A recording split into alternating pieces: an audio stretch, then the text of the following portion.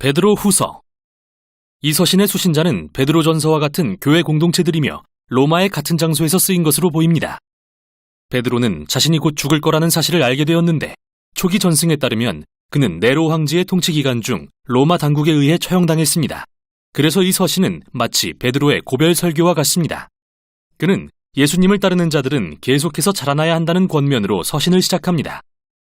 다음으로 이 교회 공동체들의 그리스도인들을 미혹하는 늘어나는 거짓 교사들과 관련해서 두 가지 마지막 경고를 합니다. 첫째는 그들의 부패한 생활 방식, 둘째는 왜곡된 교리에 대해서 말이죠.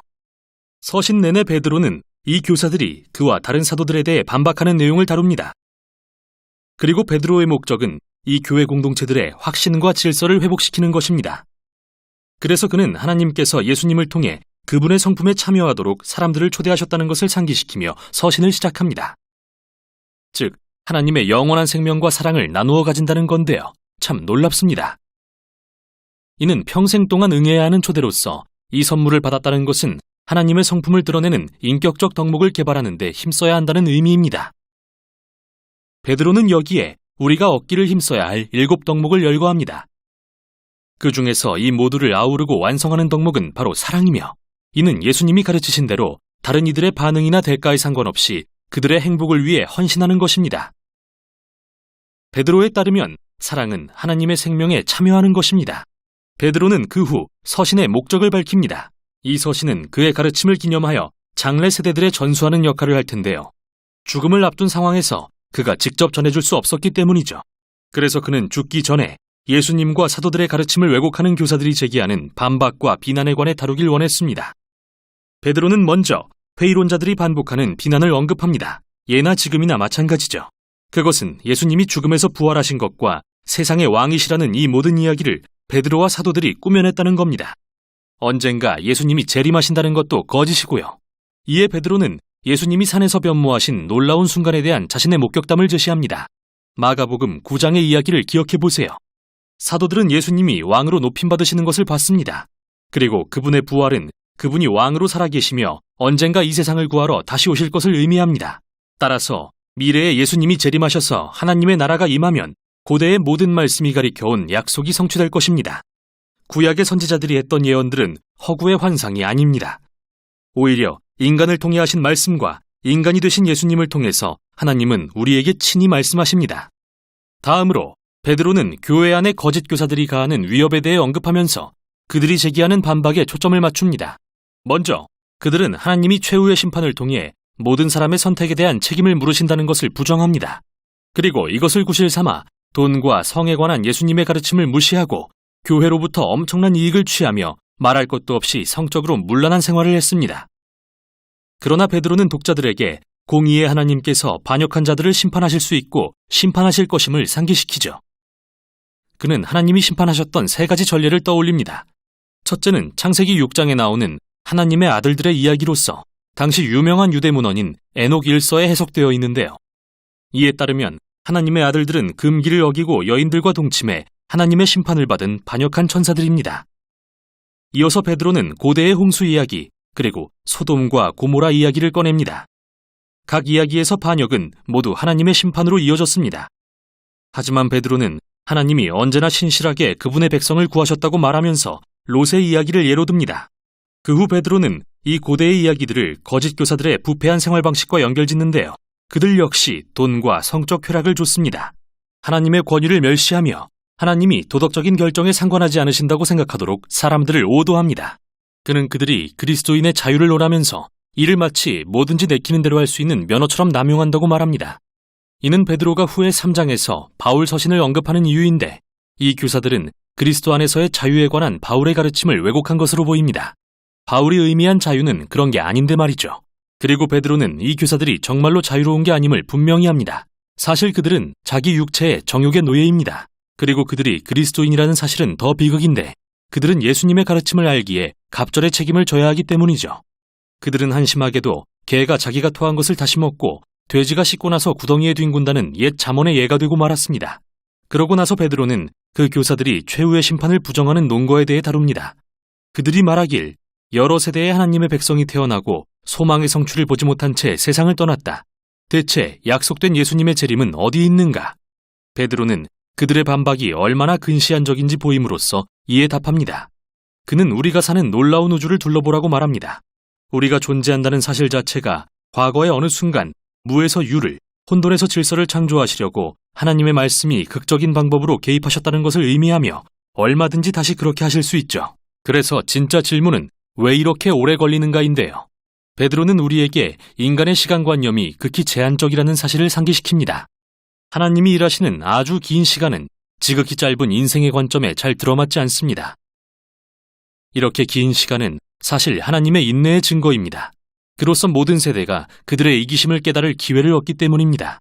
자신을 낮춰 하나님의 자비로운 은혜 앞에 회개하도록 말이죠.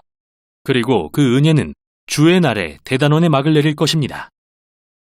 여기서 베드로는 하나님의 심판의 날을 소멸하는 불로 묘사한 이사야와 스바냐의 예언의 시를 인용합니다. 하늘은 사라지고 스토이케이아는 불에 녹아버릴 거라고 말하는데요. 이 단어는 헬라어로 원소들을 가리키는데 이 경우에는 물질 세계가 소멸되는 것을 뜻하죠. 그러나 그보다는 천체, 즉 별들을 가리킬 가능성이 더 높습니다. 그게 바로 베드로가 이사야 34장에서 인용한 이 단어의 의미이며 그 경우에 이 구절은 말하자면 모든 것을 보시는 하나님 앞에서 하늘이 벗겨진다는 은유적 표현이며 이것이 바로 베드로가 주의 날이 세상에 임하면 세상의 모든 일이 드러날 것이라고 말하는 이유입니다. 하나님의 불같은 심판의 궁극적인 목적은 물질 세계를 폐하는 게 아니라 도리어 악과 불의를 드러내 제거하시는 것입니다. 새 하늘과 새 땅이 도래하게 하시려고 말이죠. 그곳은 의가 편만하고 하나님의 사랑으로 충만하며 하나님을 알고 사랑하며 이웃을 자신과 같이 사랑하는 사람들이 가득한 곳입니다. 베드로는 이것이 예수님과 바울을 비롯한 모든 사도가 선포해온 진정한 그리스도인의 소망이라는 말로 결론짓습니다. 그의 글을 문맥을 벗어나 해석한다면 곡해할 수 있습니다. 그러나 모든 사도의 가르침은 같습니다. 이렇게 베드로는 교회에 보내는 그의 마지막 서신을 맺습니다. 베드로후서의 어조는 아주 강렬합니다. 그러나 그의 열정은 하나님이 이 세상을 사랑하셔서 예수님을 통해 구원하기로 결심하셨다는 확신에서 왔습니다. 그리고 이것은 하나님의 사랑이 그분이 사랑하시는 세상을 파멸하는 죄와 불의를 반드시 대적할 것임을 의미합니다. 하나님은 그분의 때에 그렇게 하실 것입니다. 인류와 우주를 위해 새로운 미래의 길을 여실 것입니다. 베드로후서는 온 세상을 향한 넓고 포괄적인 소망의 비전을 제시하며 우리에게 우리의 일상을 점검해보라고 도전합니다. 이게 바로 베드로후서가 전하는 내용입니다. 베드로후서 제1장.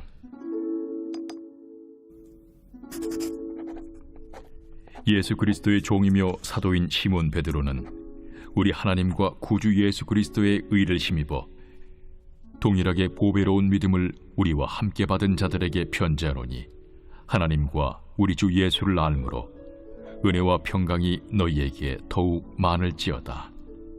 그의 신기한 능력으로 생명과 경건에 속한 모든 것을 우리에게 주셨으니 이는 자기의 영광과 덕으로서 우리를 부르신 이를 알므로 말미암음이라.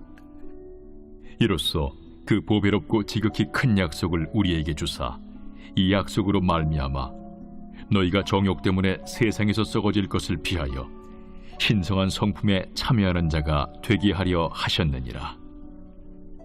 그러므로 너희가 더욱 힘써 너희 믿음의 덕을, 덕의 지식을, 지식의 절제를, 절제의 인내를, 인내의 경건을, 경건의 형제 우애를, 형제 우애의 사랑을 더하라. 이런 것이 너희에게 있어 흡족한즉 너희로 우리 주 예수 그리스도를 알기에 게으르지 않고 열미 없는 자가 되지 않게 하려니와 이런 것이 없는 자는 맹인이라 멀리 보지 못하고 그의 옛 죄가 깨끗하게 된 것을 잊었느니라. 그러므로 형제들아 더욱 힘써 너희 부르심과 택하심을 굳게 하라. 너희가 이것을 행한즉 언제든지 실족하지 아니하리라. 이같이 하면 우리 주 곧 구주 예수 그리스도의 영원한 나라에 들어감을 넉넉히 너희에게 주시리라. 그러므로 너희가 이것을 알고 이미 있는 진리에 서 있으나 내가 항상 너희에게 생각나게 하려 하노라. 내가 이 장막에 있을 동안에 너희를 일깨워 생각나게 함이 옳은 줄로 여기노니 이는 우리 주 예수 그리스도께서 내게 지시하신 것 같이 나도 나의 장막을 벗어날 것이 임박한 줄을 알미라. 내가 힘써 너희로 하여금 내가 떠난 후에라도 어느 때나 이런 것을 생각나게 하려 하노라. 우리 주 예수 그리스도의 능력과 강림하심을 너희에게 알게 한 것이 교묘히 만든 이야기를 따른 것이 아니요 우리는 그의 크신 위엄을 친히 본 자라. 지극히 큰 영광 중에서 이러한 소리가 그에게 나기를, 이는 내 사랑하는 아들이요 내 기뻐하는 자라 하실 때에 그가 하나님 아버지께 존귀와 영광을 받으셨느니라. 이 소리는 우리가 그와 함께 거룩한 산에 있을 때에 하늘로부터 난 것을 들은 것이라. 또 우리에게는 더 확실한 예언이 있어 어두운 데를 비추는 등불과 같으니 날이 새어 샛별이 너희 마음에 떠오르기까지 너희가 이것을 주의하는 것이 옳으니라.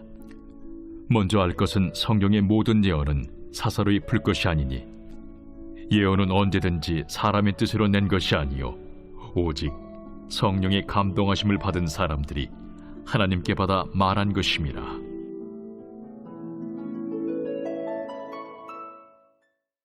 제2장. 그러나 백성 가운데 또한 거짓 선지자들이 일어났었나니 이와 같이 너희 중에도 거짓 선생들이 있으리라. 그들은 멸망하게 할 이단을 가만히 끌어들여 자기들을 사신 주를 부인하고 임박할 멸망을 스스로 취하는 자들이라.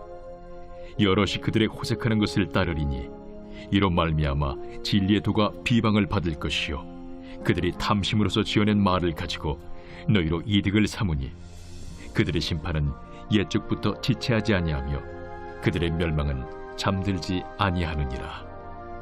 하나님이 범죄한 천사들을 용서하지 아니하시고 지옥에 던져 어두운 구덩이에 두어 심판 때까지 지키게 하셨으며 옛 세상을 용서하지 아니하시고 오직 의를 전파하는 노아와 그 7 식구를 보존하시고 경건하지 아니한 자들의 세상에 홍수를 내리셨으며 소돔과 고모라 성을 멸망하기로 정하여 죄가 되게 하사 후세에 경건하지 아니할 자들에게 분을 삼으셨으며 무법한 자들의 음란한 행실로 말미암아 고통당하는 의로운 롯을 건지셨으니 이는 이 의인이 그들 중에 거하여 날마다 저 불법한 행실을 보고 들으므로 그 의로운 심령이 상함이라. 주께서 경건한 자는 시험에서 건지실 줄 아시고 불의한 자는 형벌 아래에 두어 심판날까지 지키시며 특별히 육체를 따라 더러운 종욕 가운데서 행하며 주관하는 일을 멸시하는 자들에게는 형벌할 줄 아시느니라. 이들은 당돌하고 자긍하며 떨지 않고 영광 있는 자들을 비방하거니와 더 큰 힘과 능력을 가진 천사들도 주 앞에서 그들을 거슬러 비방하는 고발을 하지 아니하느니라. 그러나 이 사람들은 본래 잡혀 죽기 위하여 난 이성 없는 짐승 같아서 그 알지 못하는 것을 비방하고 그들의 멸망 가운데서 멸망을 당하며 불의의 값으로 불의를 당하며 낮에 즐기고 노는 것을 기쁘게 여기는 자들이니 점과 흠이라. 너희와 함께 연회할 때에 그들의 속임수로 즐기고 놀며 음심이 가득한 눈을 가지고 범죄하기를 그치지 아니하고 굳세지 못한 영혼들을 유혹하며 탐욕에 연단된 마음을 가진 자들이니 저주의 자식이라. 그들이 바른 길을 떠나 미혹되어 보올의 아들 발람의 길을 따르는도다. 그는 불의의 삭슬을 사랑하다가 자기의 불법으로 말미암아 책망을 받되 말하지 못하는 나귀가 사람의 소리로 말하여 이 선지자의 미친 행동을 저지하였느니라. 이 사람들은 물없는 샘이요 광풍에 밀려가는 안개니 그들을 위하여 캄캄한 어둠이 예비되어 있나니 그들이 허탄한 자랑의 말을 토하며 그릇되게 행하는 사람들에게서 겨우 피한 자들을 음란으로서 육체의 정욕 중에서 유혹하는도다. 그들에게 자유를 준다 하여도 자신들은 멸망의 종들이니 누구든지 진자는 이긴 자의 종이 됨이라. 만일 그들이 우리 주 되신 구주 예수 그리스도를 알므로 세상의 더러움을 피한 후에 다시 그 중에 얽매이고 지면 그 나중 형편이 처음보다 더 심하리니 의의 도를 안 후에 받은 거룩한 명령을 저버리는 것보다 알지 못하는 것이 도리어 그들에게 나으니라. 참된 속담에 이르기를 개가 그 토하였던 것에 돌아가고 돼지가 씻었다가 더러운 구덩이에 들어 누웠다 하는 말이 그들에게 응하였도다.